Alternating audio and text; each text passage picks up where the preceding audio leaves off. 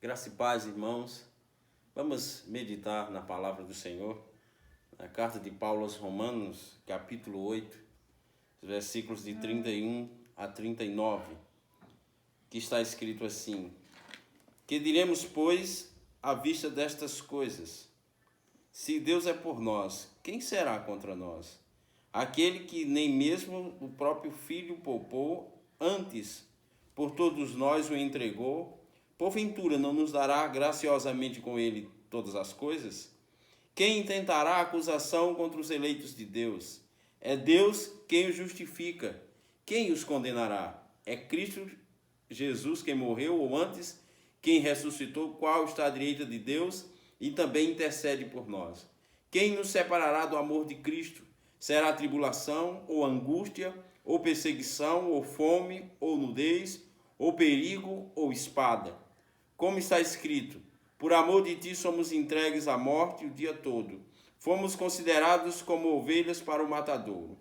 Em todas estas coisas, porém, somos mais que vencedores por meio daquele que nos amou.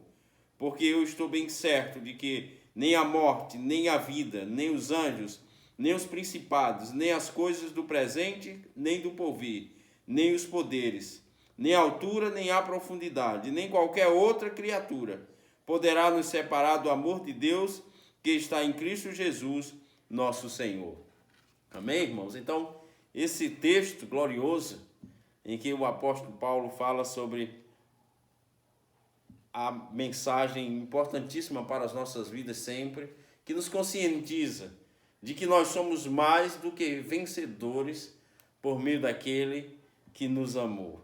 Então, o cristão é mais do que vencedor porque ele tem a Deus, ele está seguro em Deus.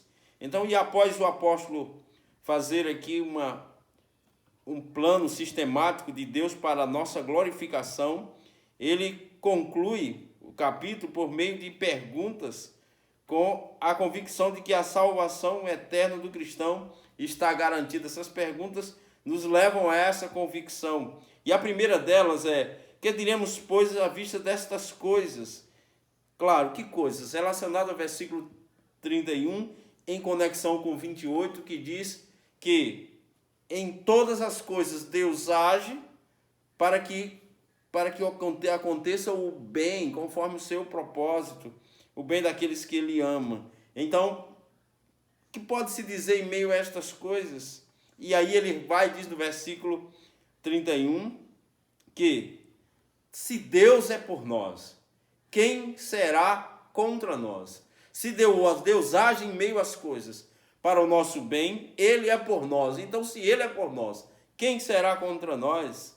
Então, o cristão enfrenta muitos obstáculos, muitos inimigos, mundo, carne, diabo, mas nada que se levanta contra o cristão pode, na verdade, vencê-lo, porque o texto é bem claro: se Deus é por nós, quem será contra nós? Claro que a gente sabe que há muitos podem se levantar contra nós, o inimigo se levanta com as suas acusações, o mundo com as suas atrações, a carne visa a negação do nosso amor por Deus, mas o que acontece é que Deus é por nós, aí nós vencemos.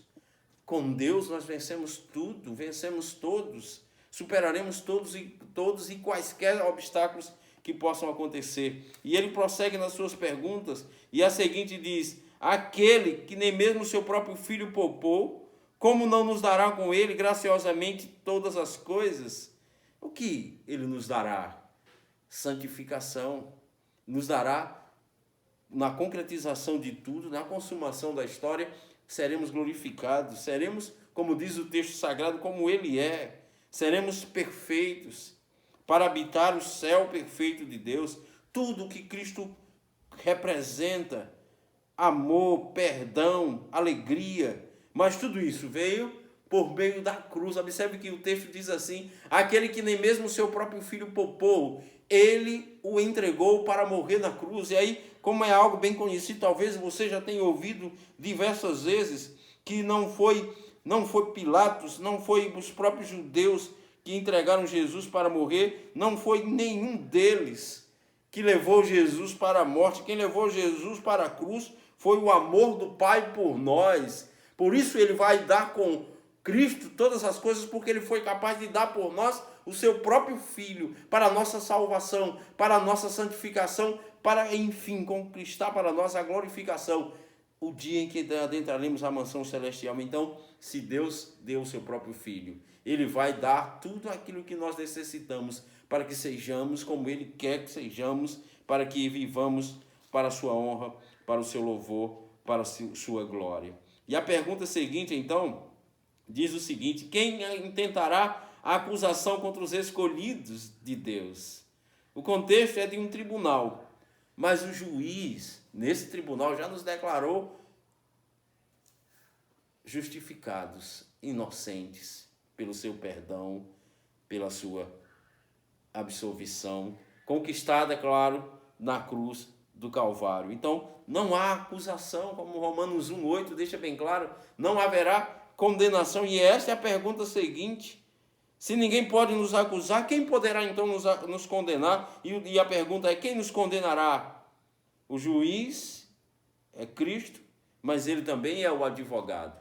Ele nos deu já absolvição, ele já nos garantiu o seu perdão, mediante, claro, o compromisso que temos com ele, o relacionamento que temos com ele. E é isso que nos faz livres da condenação. Se alguém está em Cristo, nova criatura, as coisas velhas passaram. E aí, consequentemente, como Romanos 8,1 diz, nenhuma condenação há para os que estão em Cristo Jesus. E é o que aconteceu com cada um de nós, irmãos. Nada poderá nos condenar. Nós estamos seguros nas mãos de Cristo.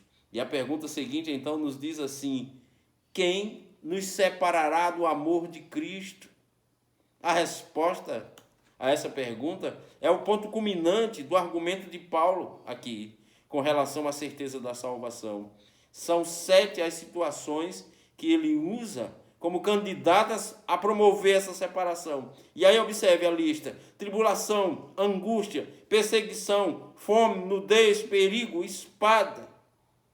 A nossa vida pertence a Deus, para viver ou para morrer. Mas estas coisas todas, conforme diz o texto, nenhuma delas jamais poderá nos separar do amor de Deus em Cristo Jesus. Nem fome, nem tribulação, nem angústia, nem perseguição, nudez, perigo ou espada. Perigo como esse que enfrentamos só nos fará unir-nos mais a Cristo, estarmos mais juntos em oração, em comunhão, em adoração ao nosso Deus, porque ele já nos garantiu o céu, a eternidade. E, na sequência, ele declara: somos mais do que vencedores, por meio daquele que nos amou.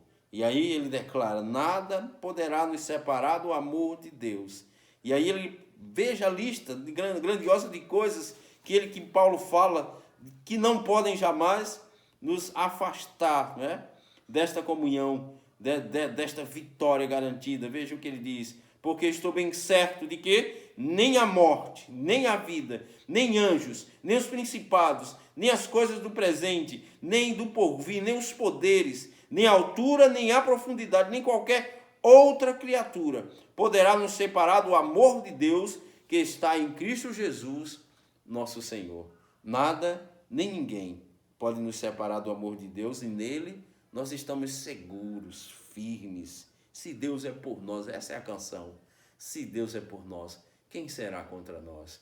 Nem o seu próprio Filho poupou, ele vai nos dar com ele, então, todas as coisas. A vitória já nos está garantida, porque nosso Deus poderoso, soberano, garante. Nós vamos enfrentar tudo isso e agora enfrentamos. Vamos chegar no final vitoriosos, porque ele está conosco. Mas é preciso passar por tudo isso em comunhão plena, consciente de que isso também tem uma lição, tem uma mensagem. E a igreja precisa proclamar o seu evangelho, porque isso indica o quanto ele está próximo. E quanto está próximo também, irmãos, o dia de irmos para estar para sempre com o Senhor, como declara Paulo na sua carta aos Tessalonicenses, que estaremos para sempre com o Senhor após o encontro nas nuvens. Que ele nos abençoe e nos ajude a continuar firmes, servindo, honrando, obedecendo a sua palavra, dedicados e consagrados, mesmo não podendo estar juntos na igreja, mas nós estamos em comunhão plena com Deus e também em oração uns pelos outros, assim também em harmonia. E que Deus em tudo seja louvado e glorificado e abençoe a todos. Amém.